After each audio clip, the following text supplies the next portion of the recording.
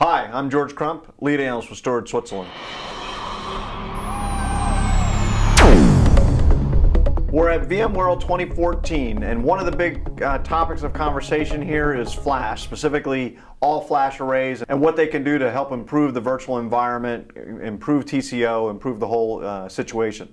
To join me and help me with this conversation is Ivan from HP. Ivan, how are you doing today? Hey, I'm doing very well. Thank you, George. Thank you for having me on Storage Switzerland. My name is Ivan Yanakone, and I'm the lead product manager for FreePar Software, and I'm very excited to have this conversation with you. Great. So, Ivan, let's talk a little bit about why we're seeing such an uptick in interest around all flash. And for me, there's a couple of drivers, right? But the key thing is, we have a virtual environment now that is really certainly moved out of the test development stage. We're into production. We're starting thinking now about how do we get mission critical applications into that environment.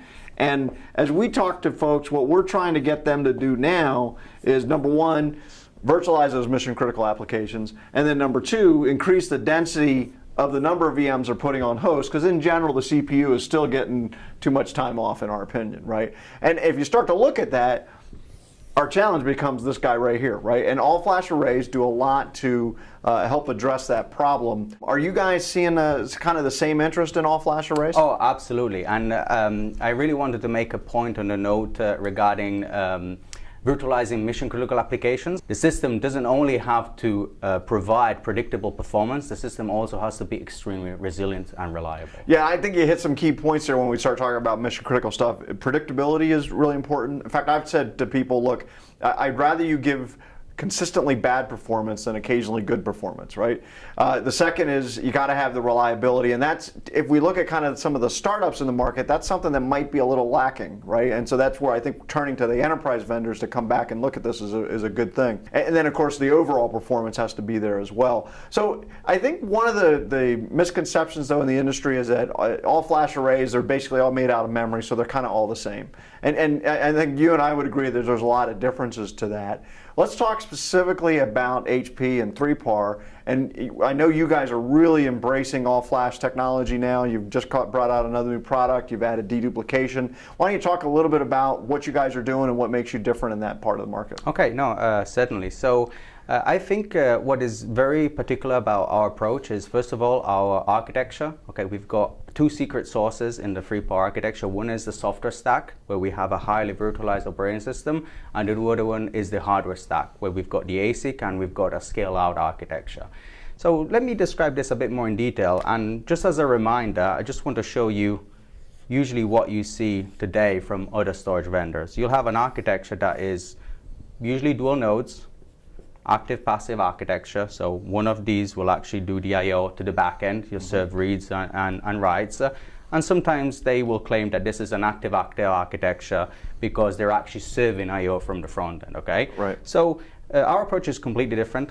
All our system is a full mesh architecture, and we actually got optimization, I/O optimization at every level of the stack. So let me explain this a bit more in detail. Okay.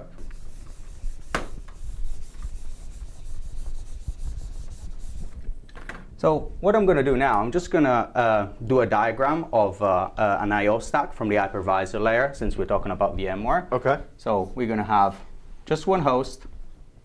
This could, of course, be a cluster, right? But we want to be simple.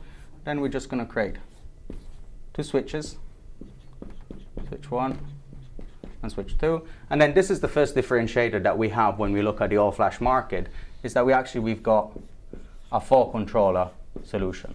So we've got 0, 1, 2, 3 nodes, and all of this is tightly interconnected and coupled. And then of course we've got connections from the switch to the various controllers. Right. So something that is very interesting in our approach is that we don't only virtualize all the data when it arrives on the controllers, but we actually start doing the virtualization before. And the moment we provision and we export the LUN to the host. Okay. So the host is going to see something that we call a VLAN. Okay.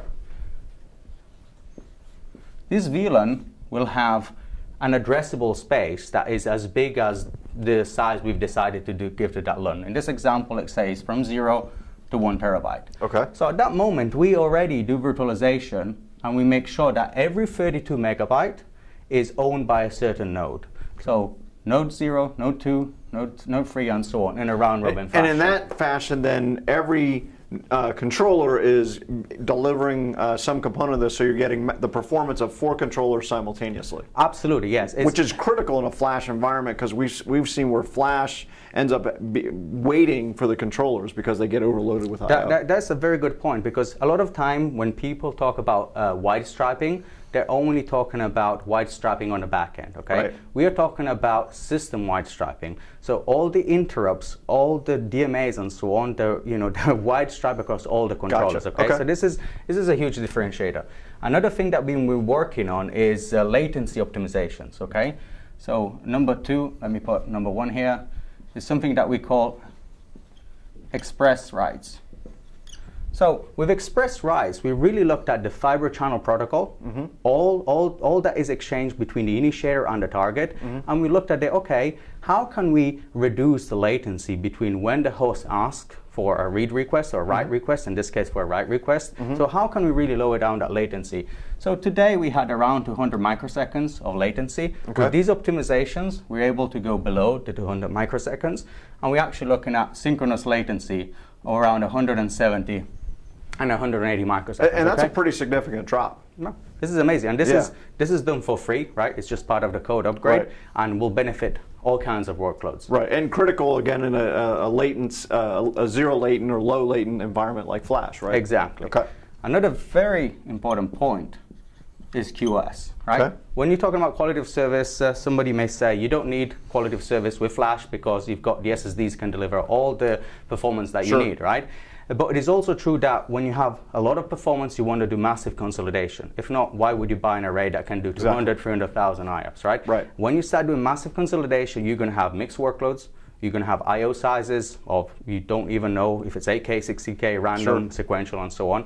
So you really want to make sure that your important applications always get the performance they deserve, and the applications that are not that important, they will just get pushed back. Okay. And all of the quality of service is done between the host and the controller, okay? So we will just get the request from the host. The host is going to say, I'm going to write 8 kilobytes at this LBA.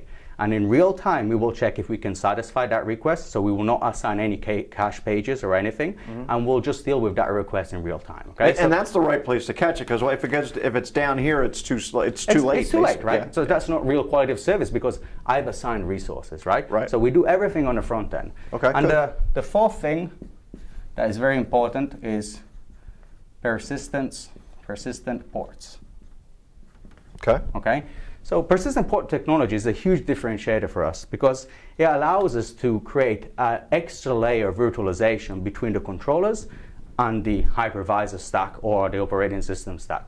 So usually what happens if you have a failure between the host, the switch, or the controller, in this case, let's say that my switch port has failed, okay? Sometimes the hypervisor is not able to deal with that a loss of path. Okay. And the MPIO will not kick in, and that actually may cause an outage. Okay. And this is and the ramifications in a VMware environment that could be massive because you could be affecting many virtual machines. So what we do is that we use this technology and we virtualize this layer. Okay. So basically, now I haven't designed all the the connection because if not, it will be a huge diagram. Right. But basically, this controller here, controller number 3, is going to take the identity of controller 2. Okay. So the MPIO stack will never know that the path was lost. Right. So as far as MPIO stack is concerned, there hasn't even been a failure. Exactly. There's never been a failure. Okay. And this is quite nice because it allows you to not rely only on the MPIO stack. The MPIO stack is also very important when you're looking at